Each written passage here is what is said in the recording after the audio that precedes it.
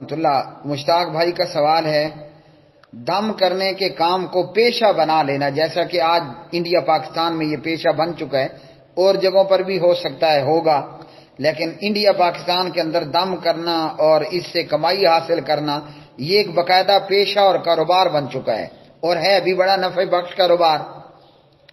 اس میں زیادہ سے زیادہ، ویسے یہ میں مارک بال پینز کی ڈبی لے کر آیا ہوں، پوری کی پوری ڈبی ہے، یہ مجھے ملی تھی 70 روپے کی غالباً۔ اس میں کتنے پین ہیں؟ 2 4 6 8 10، ٹھیک ہے، ایک میں نے نکالا ہے بیچ میں سے، تو یہ 10 روپے، تو اب 70 یا 80 روپے کی پوری ڈبی ہے۔ آپ 10 روپے بھی فی بال پین لگا لیں اور 10 روپے کی کاپی لے لیں، بس کاروبار شروع۔ اس میں دلائل کی بھی کوئی جو ہے وہ بکھڑا نہیں ہے کہ جناب آپ کو بخاری کا حوالہ دینا پڑے، مسلم کا حوالہ دینا پڑے، قرآن کا حوالہ دینا پڑے، ایون کہ تورات کا، انجیل کا، کوئی ضرورت نہیں ہے۔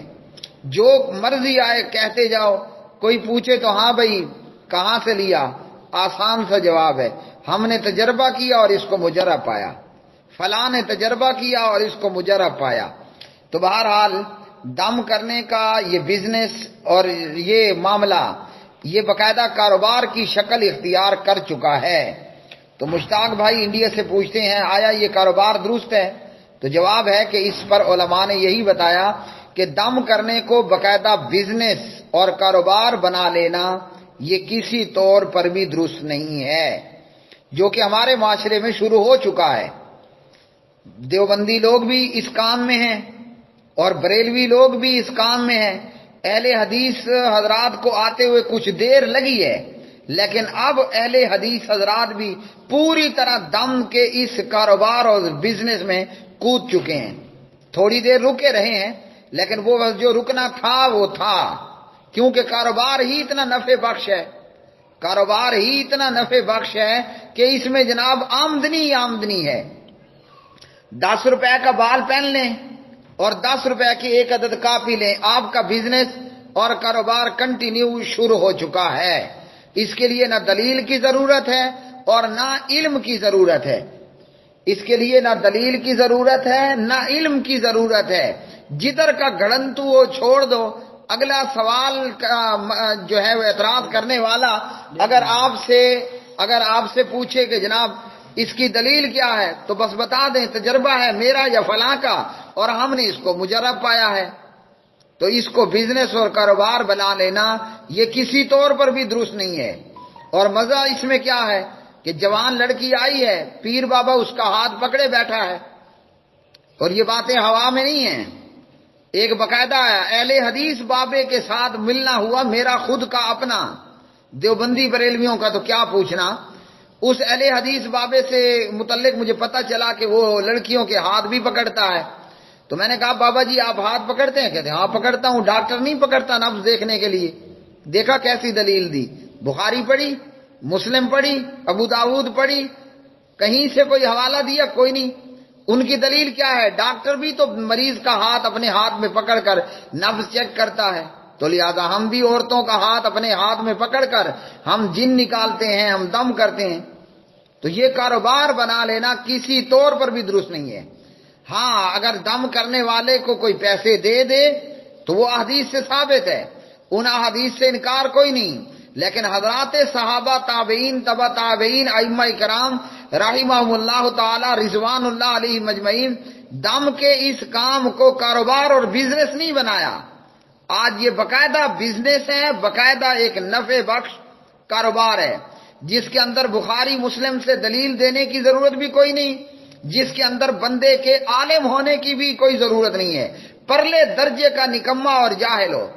جیسے ہمارے ہی ملک میں ایئر وائی چینل کے ایک بھائی ہیں اقرار الحسن، وہ غالباً 20 سینکڑوں پیر بابے دکھا چکے ہیں، کوئی پولیس والا تھا تو کوئی کچھ اور تھا، بلکہ ایک بابے کو پکڑا گیا، وہ جو عورتوں کے ساتھ جفیاں مارتا تھا، اس بابے کو تو کلمہ تک نہیں آتا تھا، نماز تک نہیں آتی تھی، کخ پتہ نہیں ہے۔ اور جب پولیس والے نے پوچھا بابا کیا کرتے ہو، کہا پتر جی پیٹ کی آگ بجھانے کے لیے، ہم یہ سارا کچھ پیٹ پوجا کے لیے کر رہے ہیں۔ ہم یہ سارا کچھ روزی روٹی کے لیے کر رہے ہیں. بابے کو نہ دین سے کوئی تعلق تھا نہ شرم و حیا سے کوئی تعلق. بابا سر عام عورتوں کو جفیاں مار رہا ہے گندے تالاب میں جس میں گجر کی بھینس بیٹھنا بھی پسند نہ کرے. عورت کو ننگا کر کے اس کے فرنٹ بیک پہ ہاتھ بھی پھیرتا ہے.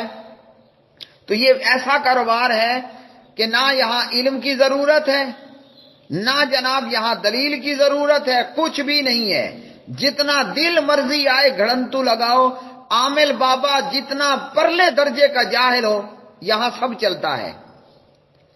اور پھر جنات اور آسیب کے نام پر لوگوں کو ڈرانا. بندے کو معدے کا کینسر ہے، بندے کو جناب آنتوں کا کینسر ہے، بندے کو شوگر ہے، بندے کو جناب بی پی ہائی لو کا مسئلہ ہے، بندے کی بچے کے پیٹ میں پینڈکس پھٹنے والی ہے.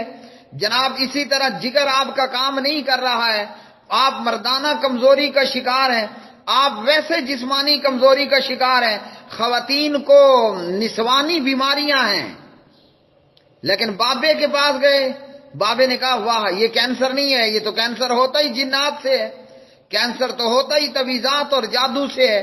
ہر بیماری کو جن اور جنات کے ساتھ، تعویذ اور تعویذات کے ساتھ اور بھوت پریت کے ساتھ جوڑ دیا گیا. نتیجہ یہ ہے کہ آج بابوں کے آستانے آباد ہیں. نہ اس کام میں بریلوی پیچھے، نہ اس کام میں دیوبندی پیچھے، نہ اس کام میں خود کو اہل حدیث کہلوانے والے پیچھے. پوری کی پوری امت اس کام میں کود چکی ہے. ہر ایک بابا بن رہا ہے دن بدن، اور ہر ایک دربار اور مزار کو اور بابے کو بھاگا ہوا ہے. اور جب ڈاکٹر کے پاس آتے ہیں تو ڈاکٹر کہتا ہے کہ اب تو آپ کا مرض لا علاج ہو چکا ہے. میں پوچھتا ہوں کیا امریکہ میں جن نہیں رہتے؟ کیا انگلینڈ میں جن نہیں رہتے ہیں نا؟ تو جتنا جنات اور تویزات انڈیا پاکستان کے لوگوں پہ اٹیک کیے ہوئے ہیں اور یہاں بابوں کے آستانے آباد ہیں، تو کیا جنات وہاں امریکہ اور انگلینڈ کے اندر پینشن پر ہیں یا ریٹائرمنٹ پر ہیں یا کیا پرابلم ہے ان کو؟